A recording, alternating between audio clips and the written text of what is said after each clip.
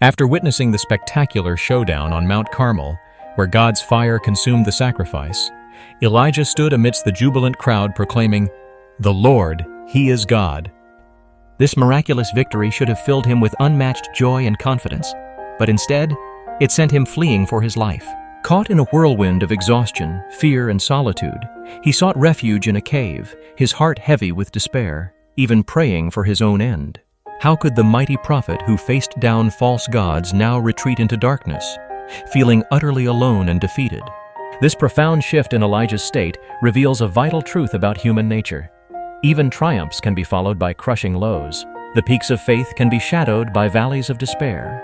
Tired and afraid, Elijah's prayer echoed his hopelessness, showcasing how quickly victory can turn to vulnerability. Yet this narrative teaches us something essential about our struggles. When we feel most alone, that vulnerability draws us closer to God, reminding us that we are indeed human, frail, and in need of divine strength.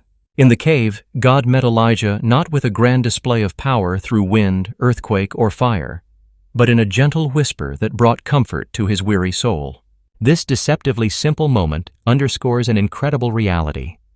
God's presence often comes not in the thunderous moments of our lives, but in the quiet, intimate encounters where we can truly hear Him. When life swirls around us in chaos, His whisper often cuts through the noise, assuring us that He is near, even when we feel entirely broken. Elijah learned that while the mountain depicted God's omnipotence, the cave unveiled His tender heart. Additionally, God's compassion for Elijah did not culminate with mere comfort. Instead, He provided renewed purpose, reminding the prophet that his journey was not yet complete. Our God, who shows up in our caves, is not only intent on comforting us, but also on equipping us for the tasks ahead. If you find yourself retreating into your cave, remember that God is whispering strength and resilience into your heart. Life's battles may leave you weary, but they're far from your conclusion.